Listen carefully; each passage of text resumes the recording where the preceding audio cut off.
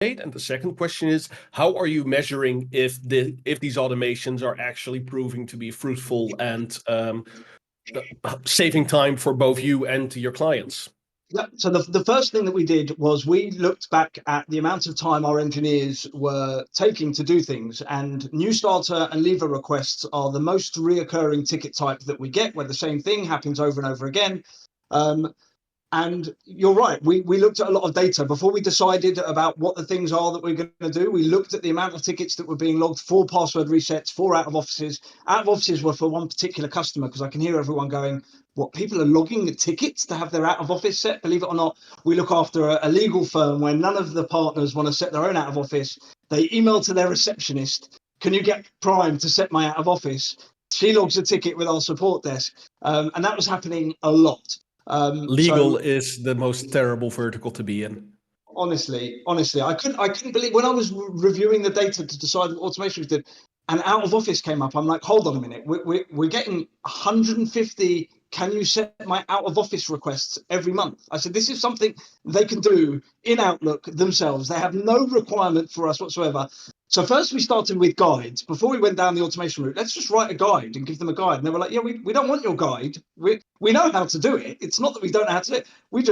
We're on our iPhone. We send our receptionist the thing because we didn't bother to do it when we left the office, and off they go. So yeah, in regards to measuring it, that's a tough one, and we haven't been measuring it yet. We only went live with Halo on the 1st of February, so we've only been live 19 days. There's a lot of bedding in for my engineers. There was a lot of tweaks that we had to make. I tried to think of every possible scenario whilst creating our environment, but lo and behold, there were some things we didn't think of, some changes we needed to make. So as of right now, I haven't identified the saving in it. One thing I will say, outside of everything we've spoken about so far, there is a place that we have identified a huge saving, and I actually can't take any credit for this. This all goes down to Jack. We do a quarterly health check at every single one of our customers, and as part of that health check, we are checking which users, we send a report to the customer that shows them their licensed users, in case they haven't told us about a lever, their AD licensed users, what devices they've got in our RMM platform, what devices they've got in our antivirus platform, whether they've got DKIM, DMARC enabled, all of the things that you might check during a health check. And beforehand, my engineer was probably spending an hour to 2 hours just collaborating all of the information, not doing anything, just getting all of the information for these health checks. And Jack scripted that entire process with an Azure runbook that we call from Halo. So Halo has all of our schedules in. We put our schedules. This is when this customer has this health check. When that ticket is logged, Halo automatically tells the runbook to run. That goes off, gathers all of the information, and puts it back into the ticket at the end. And that has, without a doubt, just to be clear, we've got about 500 customers, and that has, without a doubt, saved at least an hour to an hour and a half per customer. And we're running those health checks every quarter. So, there's 500 hours there every quarter, without a doubt. And there's probably more. Wow. That's amazing. Yeah, so that was a huge saving for us.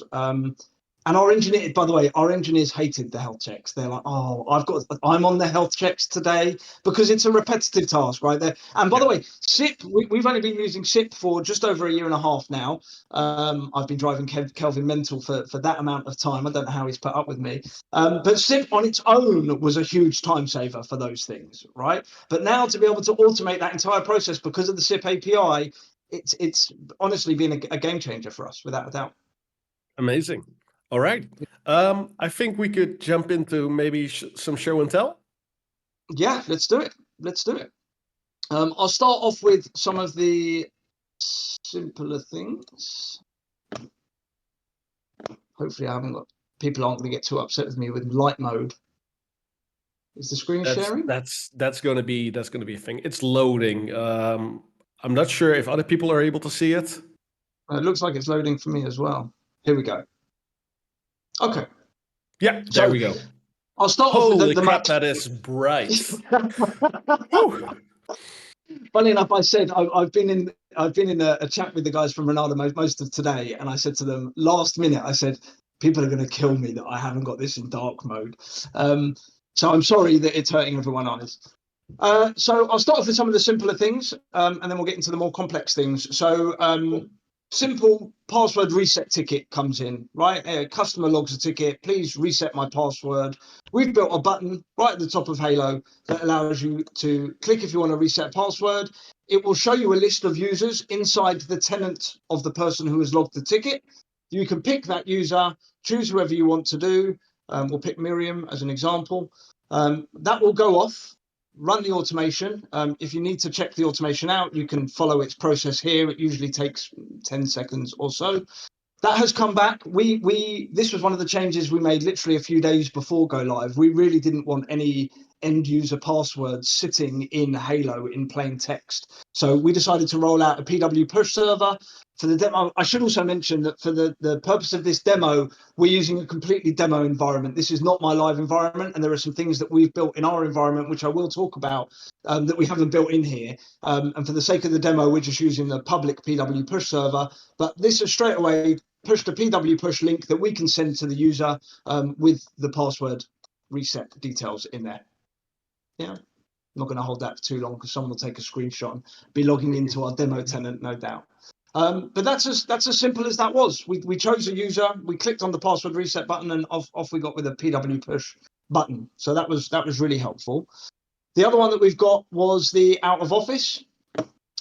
Really similar way. Someone emails us telling us they're too lazy to put their out of office on. We have an option up here to set out of office. We got a few options. So you choose the user that you want to set the out of office for.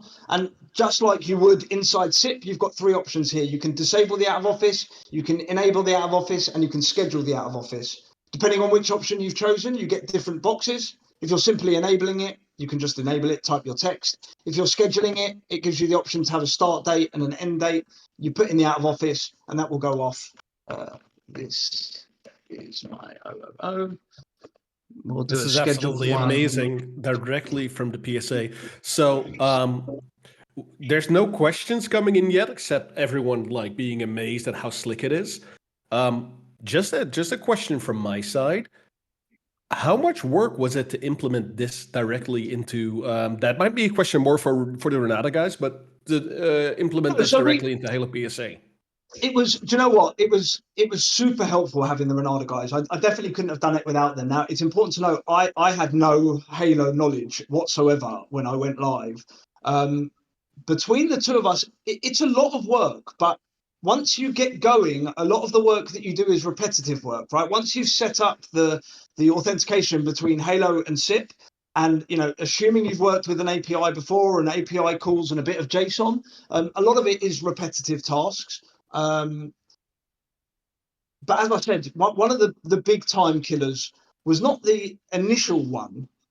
It's going back afterwards and thinking, we built it all, and then afterwards I ran it against a customer, and I'm scratching my head as to why there's an issue, and I'm like, this is a Google customer, and I haven't put anything in place that says, hold on, if this customer is not on Office 365, don't go off and run this automation. Or if this customer is using AD Sync, don't go off and try and create the user, because you don't want to do that using CIPP. You want to do that in on-premise. So when you added all of that into the mix, it took some time. But, we're talking about maybe a week's worth of dedicated time to get things right. And the amount of time that it's saved it outweighs that really, really quickly, really quickly. Right. Awesome. There's a bunch of questions coming in. So one of the questions that Mandy Green asked was, why wasn't the out of office done with rich text input? It does support rich text because Jack made sure that it does. But by the way, Jack has pointed this out to me. The reason why is because Jack didn't build the automations and I did. Jack has already shouted at me saying we need to make this rich text. Right. So yeah, that's why. Jack's going to kick me afterwards, going, I told you. John asked, how does it handle failures if the API request fails? Is that handled in the logic in Halo, and do you get like a pop-up or something? Or hasn't it ever failed yet? Just say it does fail. I mean, by the way, this one particularly, I've not seen this one before. We did get a failure on this out of office message. So there's different levels of failure, right? So if Halo fails to make the API call itself, then it will retry 3 times to try and make that API call. The other problem we have I never really discussed this one with Kelvin, to be honest, but the CIPP API will return a success response kind of no matter what, right? So you could send a request to add a new user to a tenant that you don't have in CIPP, and CIPP will return, yeah, sure, I'll create that user. It'll even give you a password for the user that it said it created. So that one is yeah, there's some failures that are handled by Halo, but once you get it right, and I'm saying this whilst there's an error on the screen, we don't see many failures. And in fact, one of the places we do see failures, there's a downfall when it comes to Halo at the moment, that we can't force a text input type. So where we're asking for a username, the end customer gets a bit complicated because of the way we're doing it, but the end customer can't see that we just want the bit before the @ sign. So often they'll put in there Kelvin at CIPP.com, right? And our automation will fail to run because we don't want the @.com at CIPP.com within there. So what we've got here is when it does come back and fail, it will tell you that it failed, and we can then come back in here. I'll show you in a minute, and you can edit what's in there and rerun the automation. Awesome. So I think that's the questions we got so far. Oh, Anthony R asked, like, why build out password resets via CIPP plus Halo when you can have users handle it natively via self-service password reset? We already know the answer to that, because self-service password reset is amazing, but these people want you to reset their passwords. It's the type of client you have.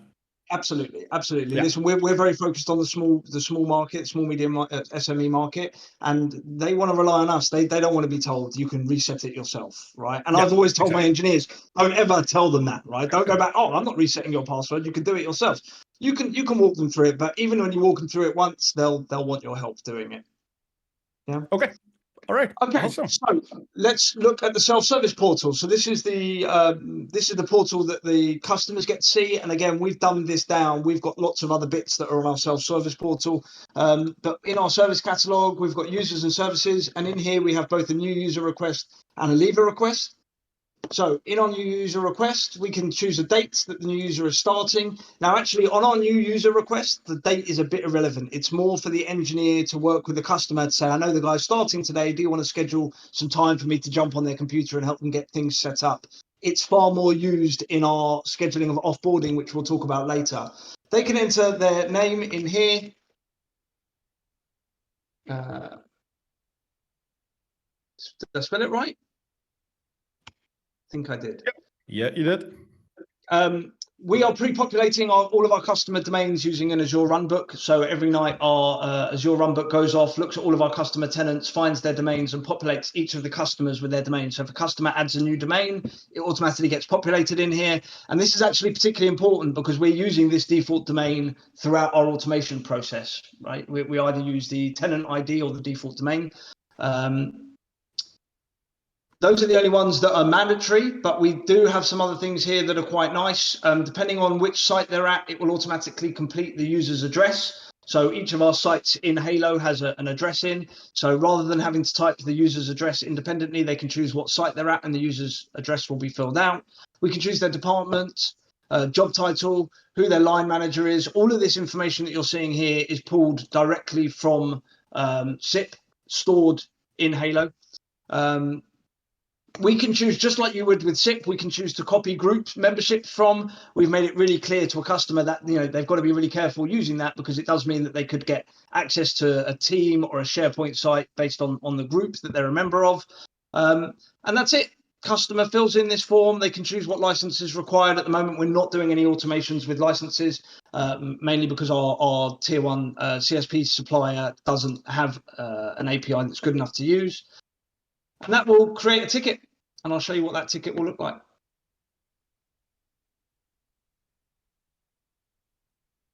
So here's our new user request. So right now, nothing is happening. No engineer interaction is required. This is sitting waiting for the customer to approve it, right? So each customer has an approver there. My engineer wouldn't even see this ticket in the filter that they're looking at because there's no work for them to do. The customer would get an email asking for approval. Now, there's a few important things that I do want to mention here, because I'm oversimplifying this, and this is where things start to get a bit more complicated. Because this is all well and good if a customer comes to our portal, right? But we came from a very basic ticketing platform previously. I saw someone asked it. We were using Fresh Service previously. And the user portal was just not something we ever spent any time or effort on. So what that meant is every new user request and every leaver request was all coming in via email, right? Can you offboard this user? Can you set up this new user?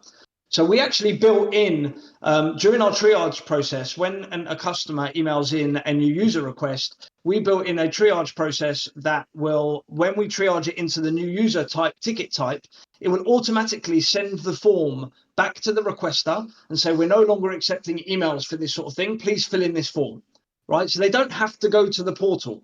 They can just send us an email and they will automatically be sent back a form, the same form that you see that I showed you in the new starter request, right?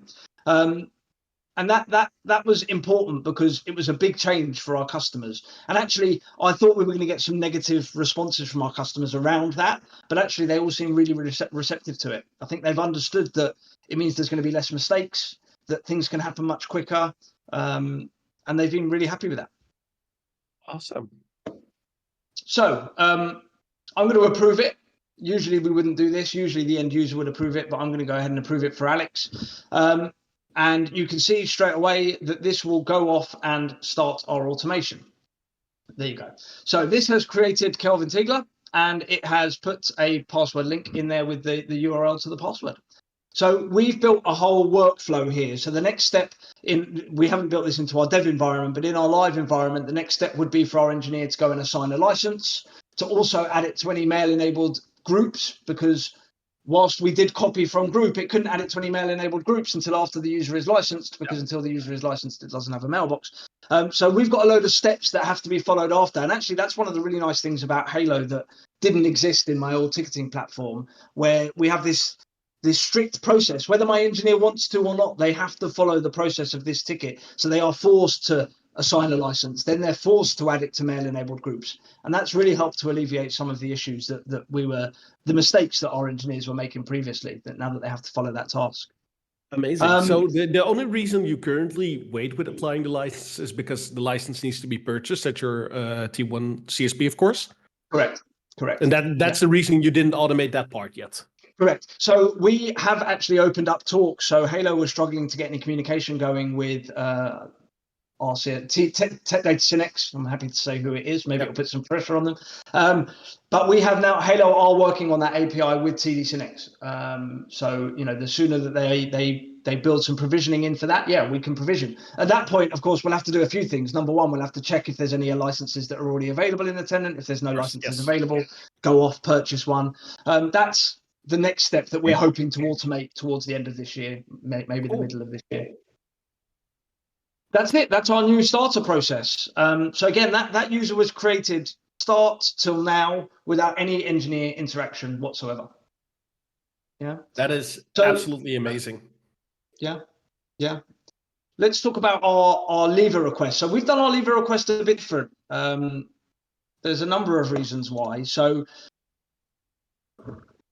Kelvin on I remember just finishing it and telling Kelvin about it, and then Kelvin said, "Oh, I was going to push the go live of the scheduling of offboarding by the API." I was like, "Kelvin, I've literally just finished building every section of the offboarding separately." But actually, it worked quite well for us, and there's a few reasons. We were repeatedly seeing, and this has been an issue it's a Microsoft issue, and Kelvin knows about it. We have repeatedly seen on random occasions when offboarding a user where it removes the license before it converts the user to a shared mailbox, and that was leaving us with deleted users, essentially. Yeah. That were a nightmare. That's actually something we can talk about. Normally, I always have a surprise in the middle. This is going to be the surprise today. I've been speaking to the Exchange team, and they are working on what they call I forgot the official name for it, but they currently have an open private beta test where mailboxes are always retained for 30 days after removal of the license, no matter what happens. So if you remove the license, convert to share, it will be it will be retained for 30 days. If you delete the user, it will be. So they've worked on making sure that that part is more robust. Currently, that's only in private preview. They expect to be releasing that somewhere halfway through the year, so in about 4 months. So hopefully, no one will encounter that issue anymore. Yeah, that will be nice. The other thing is this one, I didn't spend too long looking because I'd spent so long, and actually the scheduling of offboarding was one that we spent a lot of time on. I think you have to be a bit more careful with offboarding than you do with new Absolutely. user creation, right? Yeah. So we spent a lot of time on that, and actually it worked quite well for us to separate the items out because I'll probably show everyone a very brief look at the workflows, but we wanted, what's the word I'm looking for? We only wanted it to set the out of office if the person put that they want the out of office set, right? We only wanted to give someone mailbox access if they had they put that they wanted someone to have mailbox access. So we did each part separately depending on what the user input in the offboarding request. Now, the leaving date, so again, to show you the form itself, the leaving date is particularly important here because whatever date and time they put in here is the time at which this will schedule. So this doesn't offboard the user straight away. This pushes them to the scheduler. Hopefully some of you will have seen the CIPP scheduler, which is an absolutely brilliant tool. But this pushes everything to the CIPP scheduler with a ticket ID in there, which is quite important, and we'll talk about that later. But this will run at the closest 15 minutes to whatever the user. Someone wants to see some health checks. We'll show that. This puts you in to the closest 15 minutes. So if they put it that they want it to happen at 17:35, it will happen at 17:45. Right. I am going to offboard someone at 17:45 today, so hopefully we can have a little look if we're still in this call. Let's choose Diego. In fact, let's choose someone else. Megan. We'll give mailbox access to, OneDrive access to. Really simple, right? We wanted to keep the offboarding one as simple as possible for the end user, right? They're quick, simple, does what it needs to do. They've got the option on our live environment to add some additional notes. Probably do it a few minutes before 17:45. No, so Bobby, this will push the it will go to the scheduled task now, and the scheduled task will be set to be created to be run at 17:45. So if we look at CIPP now and we have a look at our scheduled items, I need to approve the request first. That might help. So again, needs approval from the end customer. So I'm just going to approve that instantly. So again, at this point, our engineer will have not even seen this ticket. They've got nothing to do. You can watch the automation run. You can actually, if you can see it changing between all of the things that it's doing. It's updating the ticket now. So now if we come back to our scheduler in CIPP, we can see all of the items that have been created. You can see these are all for ticket 879, which is the ticket that we've created. And these things are all scheduled to happen in 11 minutes. Yeah. Awesome.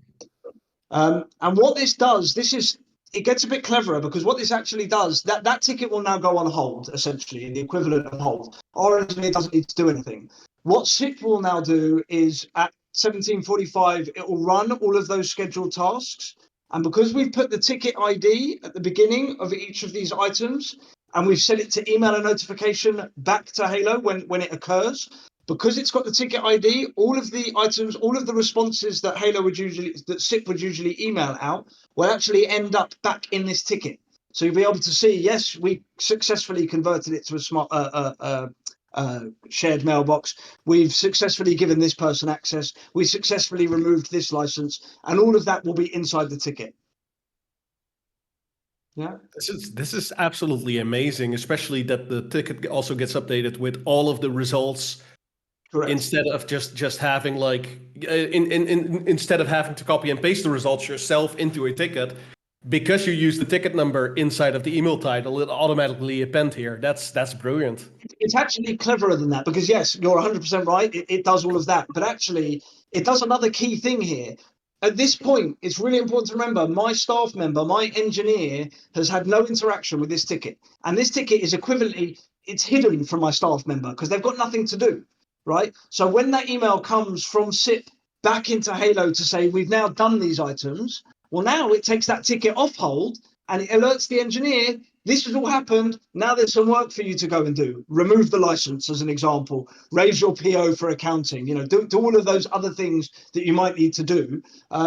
So this is the only point at which my engineer is made aware that there is a ticket for an offboarded user. This is absolutely amazing. I love this. Yeah. And listen, these were really proof of concepts for us, right? I went in at the deep end, right? I thought, let's start with the new users and the levers, and I've got no doubt that we're going to be doing a lot more. Someone asked me to show them the health check thing, and I should have thought about it. The only problem I have, the only health check stuff that I've got to show you has customer details in it. In fact, if you give me a second, if Kelvin can keep you busy for a minute, I'll grab a health check and I'll take some private information out of it. I can absolutely keep you guys busy. Remember to stop sharing your screen if you're going to show private information. All right. So, hey, everyone. There's been some questions, and I'm going to try to answer those as much as possible. So, one of them was like, where's the line between the official HaloPSA integration and this? Well, the official HaloPSA integration CIPP only creates tickets and allows you to execute stuff from Halo inside of CIPP using the custom buttons. So there's two types of integrations, really. There's the custom button integration inside of Halo, and there's the ticketing integration inside of CIPP itself. This is all custom. These are Halo runbooks.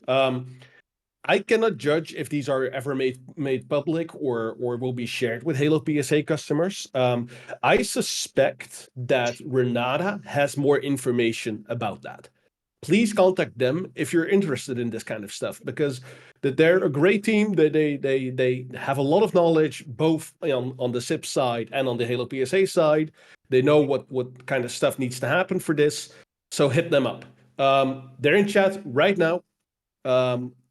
Connor and Robbie, I'll tag them one more time so you can see exactly who you'll need to contact. If you have questions, I think it's best to ask them. They're HaloPSA consultants that focus on this. If Connor doesn't have enough work already, then you can also contact other HaloPSA consultants, but I know that they're very knowledgeable about this.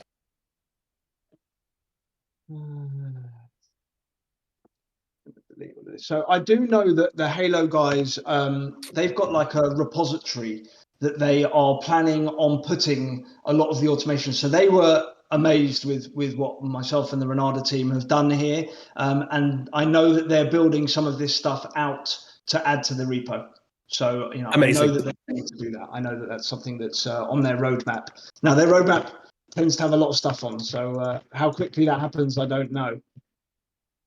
Oh yeah, Pre-J just asked exactly that. So yes, there's some work going on in the background, Pre-J, to get this into the HaloPSA environments for people to use.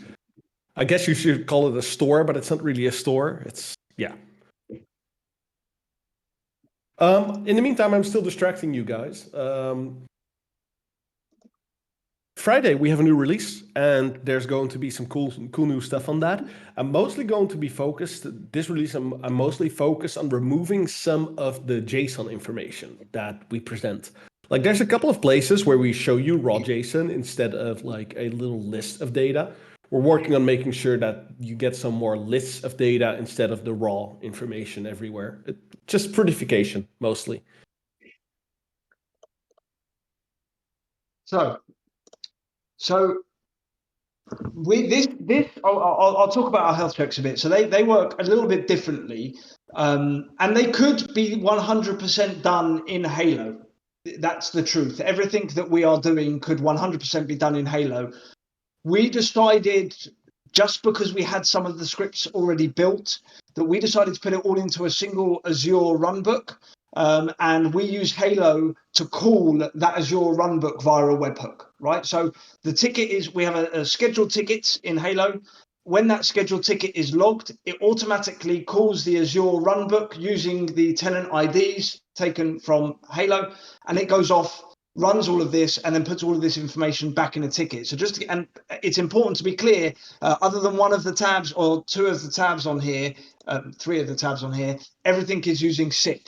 We are using a couple of other APIs. We're using SolarWinds Insight for our RMM. Please don't shout at me. We're using Sophos Antivirus for our main antivirus provider. And we are going off to both of those APIs to call information about each of the customers.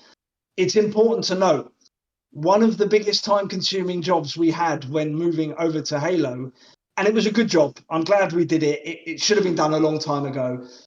We went through and uniformed our customer names in every platform. So due to legacy mess, we had some customers that were called one thing in our ticketing platform, their tenant was called another thing, and in Sophos Antivirus, they may have been called a completely other thing. So we took this opportunity to name them all the same. And that makes scripting far easier when they're called the same thing across all of your environments, right? So the things that we're checking in our health check are 365 active users and whether they've got MFA enabled via security defaults or whatever method that might be. We're looking at their mailbox sizes, how big they've got, what their storage limits are. We're listing the username along with their licenses. We are listing their AD users where they've got an on-premise server and what their last login is. So this only shows us enabled Active Directory users. So it does this. Sharing your screen? Sorry, am I not sharing? I'm currently still seeing the HaloPSA screen. Maybe I was sharing. Sorry. Hold on. No I worries. must have just be streaming the. Let me share the whole screen. There we go. I'll start back at the beginning. Okay. Let me know if you can yes. see it. Yeah. So this is listing, again, this is using CIPP, telling us all of the users that are in the Office 365 along with what MFA methods they've got. Their mailbox sizes, also using CIPP, how much they're using, what their limits are, what 365 licenses they're using. If they've got multiple, it will list multiple of their licenses. I've removed their display names from here. This lists their on-premise server users and their last login dates. We're only returning enabled AD users, right? So we don't care if they're disabled, and we're showing what their last login date. We find all the time with the small companies, they'll just forget to tell us. They don't care that someone's left their business and they've still got access. So we send them this every quarter to say, by the way, are these people still working there? We're reporting on their server storage, how big their C drives is, what's remaining, what their growth's been. Data store, Jack, what's data store usage looking at? Jack will have to tell me on this one. This is looking at ESX, if they've got an ESX host. This is listing their devices that are in our RMM platform, and this customer is not using Sophos, so it doesn't list their Sophos devices. But it does something else that's quite clever. So after running this, in the ticket that is logged that contains all of this information, it will even say this device is in Sophos but is missing from RMM, or this device is in RMM and is missing off of Sophos. So it'll identify anywhere there's a missing device, so my engineer can log another ticket and make sure that either RMM gets installed or Sophos gets installed. Very cool. Very cool. I love this kind of stuff. This is all that Azure Runbook, and it connects to the CIPP API and to the other APIs for the stuff that it needs. That is so cool. And by the way, for everyone's benefit, who's sitting here, who isn't a CIPP contributor, knows a bit of PowerShell, I have to tell you, a year ago I couldn't have done this work. I learnt all of everything that has been implemented here from RVD, Kelvin, JD, and Jack. It seems like this is really, really tough work to do, but with a bit of help from the guys in Discord, anyone can do this work. So that's actually a very important point, and Gary just shouted contribute in the chat. The moment you start contributing is the moment you start learning all of this stuff. It might seem 100%. like this overly complex engine right now, but it's the moment that you just ask, like, hey, I want to make this specific change, just very specific. You want to add a new standard because your setup requires you to have that standard. The moment you start diving into that, it starts rolling into like getting more and more knowledge about all of this kind of stuff. It really helps to just start looking at the code and contributing if you ever are interested in creating more of this stuff. I do have to say one thing that the next release is probably going to ruin one of your reports a little, which is the mailbox size reports. Because we're returning that in bytes now instead of gigabytes. We can fix that. That's manageable. That's a manageable break. That's okay. It's Jack, a very note. small change. I just look on the subject we're talking about, because it's really easy for Kelvin, who we all know is a coding god, along with JD, right? I want people to understand my contributing journey to CIPP, right? Because I literally couldn't do any of this 12, 14 months ago when I first started, right? So can you still see my screen, Kelvin? Yeah. I'm going to take everyone through a really basic idea of where I started, where I ended up to where we are now, right?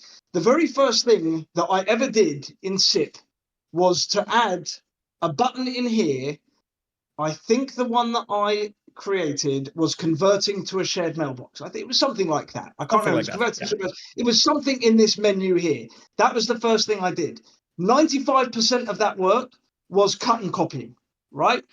Kelvin explained where I need to look, what I needed to cut and copy, and that thing alone helped me understand the CIPP code enough that I could then venture on to say, okay, now I'm going to try and create something a bit new. And eventually, I can't remember what I did straight after that, but eventually, a few months later, I came off and I created a little bit of help from JD on the display side of it. But this page didn't exist. We didn't have an edit mailbox button. We had a few different buttons to edit mailbox permissions, calendar permissions, but we didn't have a single view with all of these things in at one place. So that was my one of my bigger changes, but that came only 3 or 4 months after my very first change, right? And all of that I learned on the fly with help from Kelvin, JD, RVD, and Jack. That was the journey I went on. And it's once you start doing this stuff in CIPP and you'll start looking at the API and you start thinking, well, hold on a minute. Now that I'm understanding how these things work, I can really start to build some stuff that is going to work for my business that might not make sense for the bigger MSP community, but makes sense for you, your business, and how you do things. And then you start saving time.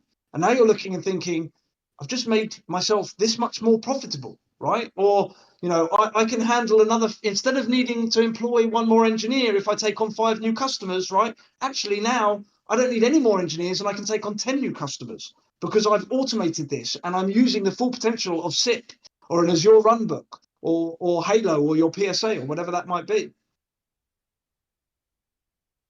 Have I frozen? I think your screen share is frozen for some people. I stopped screen sharing. Shall I stop screen sharing? I don't think I've got anything else. Everyone says it's all right. Someone's here saying, I wished we used CIPP. Lewis, you can roll it out for yourself. You can sponsor Kelvin a measly $100 a month, and he'll do it all for you, right? He used to. There is no excuse to not be running CIPP. Lewis is a friend of mine. They used to sponsor. There was some business decisions that were made, and he is very sad right now. Gary's tagging you on purpose so that he can be on the stream.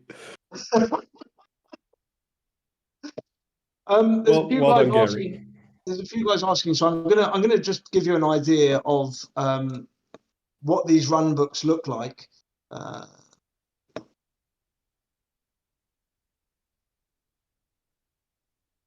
So this is what a Halo run, and this one's a bit oversimplified. I mentioned this was really created for the purposes of this call today, and we've got a lot more conditions built into the live workflow. But this is, I mean, for anyone who uses Halo, we'll talk about these quickly. The first thing that you do is create a custom integration that you're going to call CIPP. I'm not going to click into there because there could be some secrets and passwords in there. Once you've created this is essentially a method a A custom integration is essentially the authentication into that custom integration, right? So this will create your authentication into the CIPP API. By the way, when you enable the CIPP API on CIPP, it will shoot back all of the information you need, the URL, the password, the keys, everything you're going to need, right? And then you create a method. So for everything that we're doing in CIPP, in fact, we can filter these by here. So these are all of the methods that we're doing with CIPP. So a method is a call to the CIPP API, right? Get user, reset password, schedule convert. You can see these are all of the different things that we're doing inside our runbooks, right?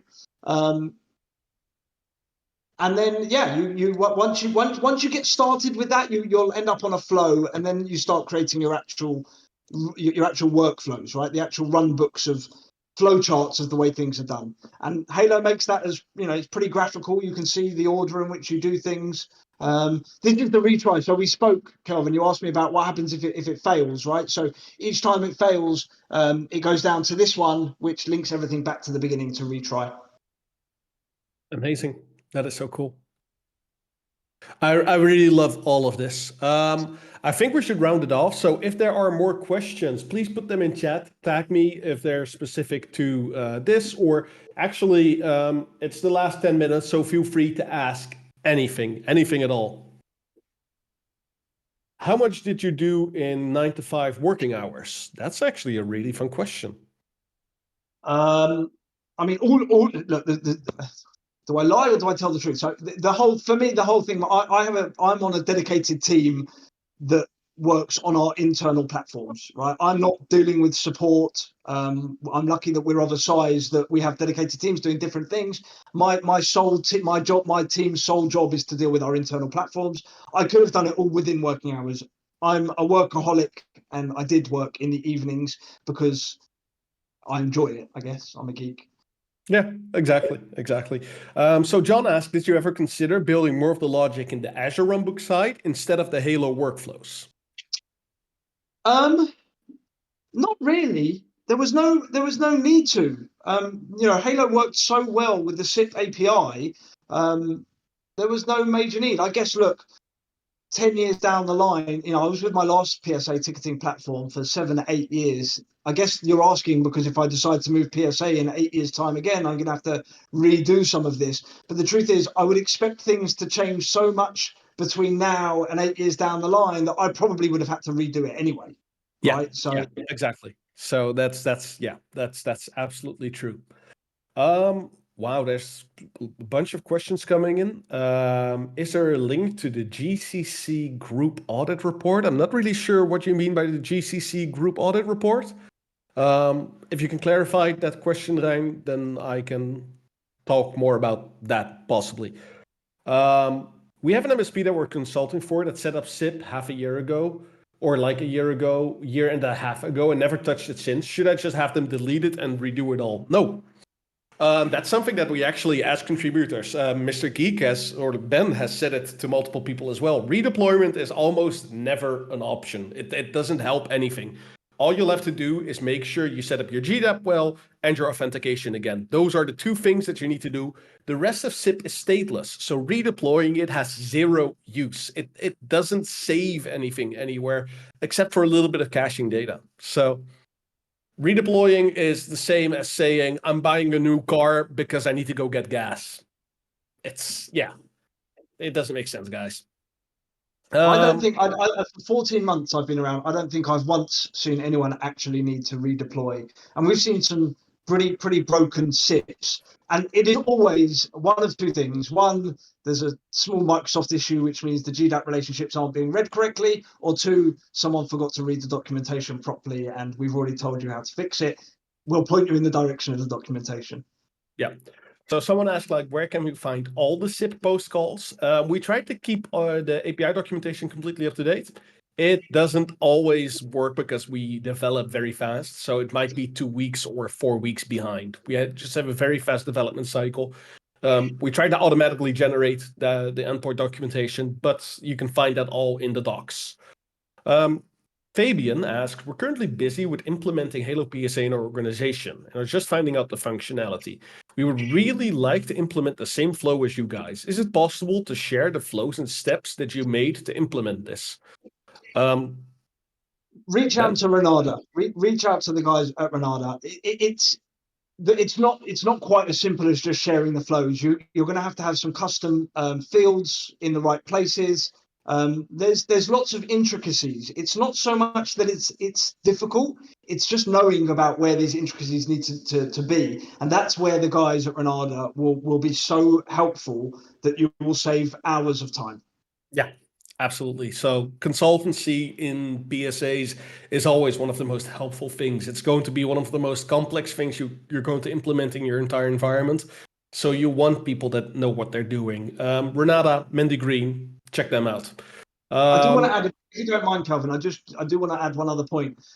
Listen, not everyone is going to be brilliant at writing PowerShell, but I would expect most people who are implementing or implementing Halo or CIPP or that sort of thing to have very basic PowerShell knowledge. Whilst we do our best to keep the documentation up to date when it comes to the API, often what you will find, just have a quick look at the actual code at CIPP. You know, it's freely available, and even if you can't write the code yourself, you will probably be able to understand it. It's very well written, and often reading the code will help you identify what you need to put in your API call to get the information out. And that's, generally speaking, that is a good suggestion anyway. Look at the code as much as you can. We decided to write it in PowerShell, so every IT admin that's worth their salt is able to read exactly what's going on with it. Light asked, is there any reason to not have a CIPP cloned repo to a private repo instead of forking and having it public? There is zero information inside of the repo itself that should be private, so no, there's no reason to having a private repo unless you're a bit paranoid. I mean, paranoia is a reason.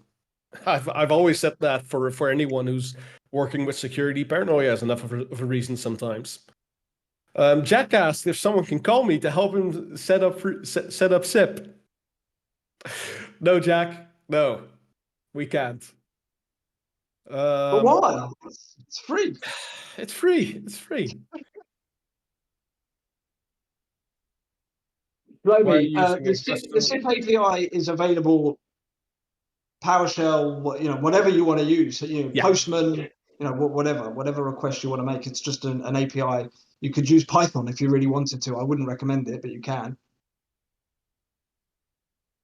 Oh wow, there's so many questions that came in. I'm trying to get to them all, guys. I'm new to CIPP as the API. Oh yes, that was the question you just answered. Perfect.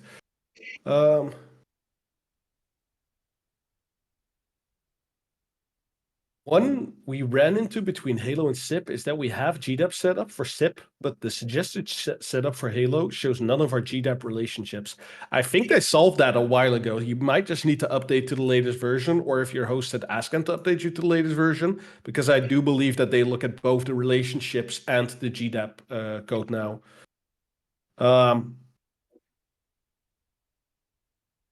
Can CIPP sit behind a WAF like Cloudflare? It already does by default.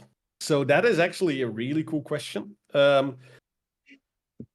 Explaining how CIPP works is often a complex job because there's lots of moving parts. There's the function app, there's the static web app, there's the storage account. But quite simply put, CIPP is globally available thanks to Azure Static Web Apps. And if you check out Azure Static Web Apps, there's a lot of information about it. It simply means that not just CIPP is available globally, but it also means that there's DDoS protection active and there's a lot of other stuff active. Thanks to that CDN being there, it also means that you do not have to put anything like Cloudflare in front of it. Actually, it's ill-advised because you're putting a CDN in front of a CDN and you're going to bump into a lot of cache issues or domains no longer working and this kind of stuff. So yeah, that's some background information about CIPP. There was a question about automation somewhere. I think I'll connect to the API with N8N because that's our automation system. Did anyone able? Yes, Gary actually does that. So He already did some of the work for that. All right. I think that's all the questions, and we're perfectly on time, which is a miracle because I always expect to like run over. If there's any more questions, oh hey, look, the CIPP Sam account just sent you an email. You should stop sharing your screen in case an email comes in that should be public. If anyone has any more questions or wants to see the recording, I did not record this myself. The recording is done by 2 of our contributors. I hope that they will send me the recording and I'll be able to upload it immediately today so that you guys can check this out and maybe rewatch, that kind of stuff. If anyone has any more questions, just hit me up in chat, and I wish you all a very nice day. And thank you, Ben, for being here. Before we go, someone's asked, just before we go, so I'm going to, if you don't mind, they want to see the ticket after the offboarding so they can see what it looks like. So this is the ticket that we raised earlier today, and you can see these are all of the things that CIPP did. This CIPP one, is that fixed, Calvin? You know about this? Wow, I didn't know about this. Yeah, this one's broken. Oh, yeah, that is a problem on your side. That CM Dealet has been renamed. It's now set CIPP SharePoint access because it also works for SharePoint sites. I blame Jack. Jack, you should have known that. It's your job to know these things, Jack. Yes, Jack. Yes, Jack. So yeah, look, set account. All of these things get enabled, come back into the ticket. So the same things that would get emailed to you. In fact, a minute ago, my CIPP emails were popping up. It's because I also get emailed them as well. So that's why you're seeing these things. But yeah, really straightforward. Thank you very much for hosting me today, Calvin. I really appreciate it. You were a wonderful guest, and I hope you have a wonderful evening. Lovely to see you all. Thank you all. See you all. Cheers. Bye.